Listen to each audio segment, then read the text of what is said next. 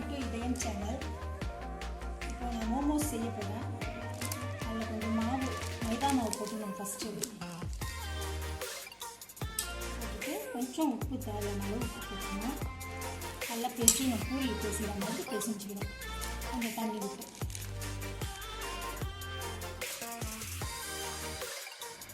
பெசிஞ்சாச்சு.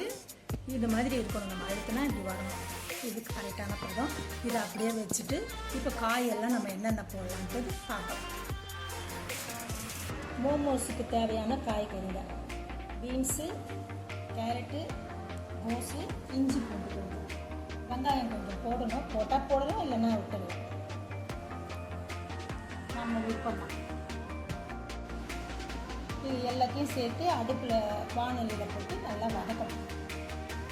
அந்த பாதி வேக்காடு வர வரையும் வதக்கணும். கொஞ்சமாக எண்ணெய் ஊற்றிக்கோங்க. இஞ்சி பூண்டு பேஸ்ட் இருந்தால் போடுங்க, இல்லைன்னா நசுக்கி போட்டுடுங்க.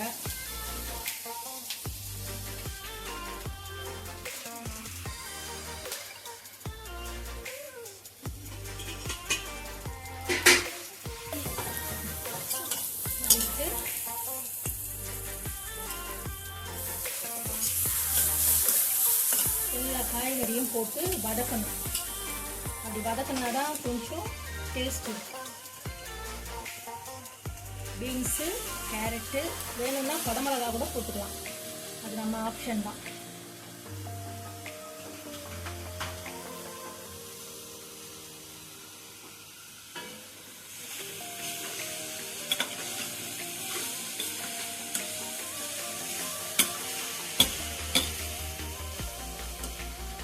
கூட கொஞ்சம் கரம் மசாலா போட்டுக்கோங்க. கொஞ்சம் வீட்டு மிளகாத்தூள் வேணும்னா பச்சை மிளகாய் போட்டுக்கலாம். போட்டு நல்லா கலருங்க. கொஞ்சமாக உப்பு போட்டுக்கோங்க.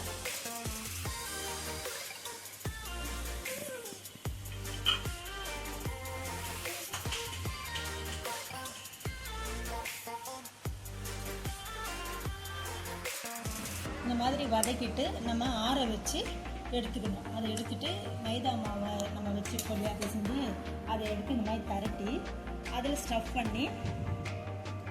பண்ணி நம்ம எந்த டிசைன் வேணுமோ அந்த டிசைன் போட்டுக்கலாம். நான் வந்து அமேசானில் இந்த மாதிரி வாங்கினேன்.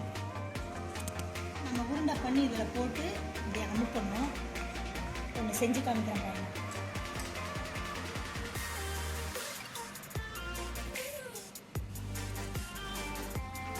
இந்த மாதிரி உருண்டையை வச்சுட்டு இப்படி அமுக்கணும்னா நல்லா பெரிய சைஸில் வரும்.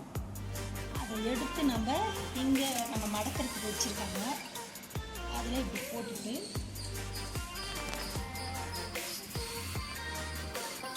நம்ம செஞ்சு வச்சுருக்கிற அந்த கேரட்டு அந்த இதெல்லாம் எடுத்து நம்ம ஸ்டஃப் பண்ணி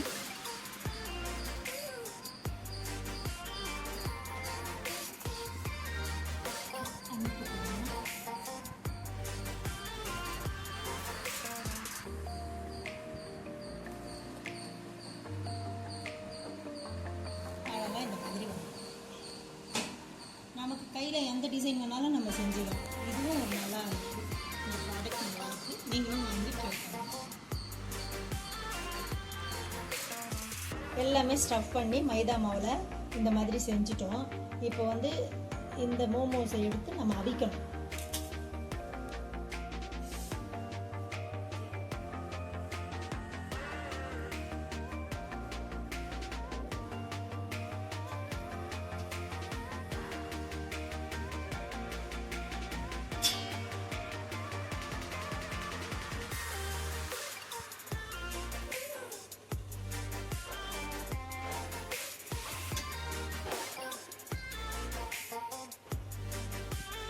நம்ம எந்த டிசைனில் வேணாலும் பண்ணலாம், நம்ம இஷ்டம்தான்.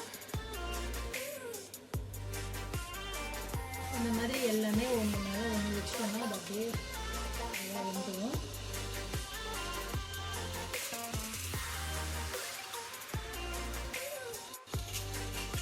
மூடி வச்சுட்டு கொஞ்சம் நேரம் பொறுத்து அவிச்சு முடிச்சதும் நான் எடுத்துக்கலாம். மோமோஸ் வெந்துடுச்சு. இதை சாப்பிட்டுட்டு இதோடு நம்ம தக்காளி சட்னி இல்லைன்னா ரெண்டில் ஏதாவது ஒன்று வச்சு சாப்பிட்டோன்னா நல்லாயிருக்கும், டேஸ்டியாக இருக்கும். நீங்கள் சாப்பிட்டுட்டு லைக் பண்ணுங்கள், ஷேர் பண்ணுங்கள், சப்ஸ்கிரைப் பண்ணுங்கள். தேங்க்யூ.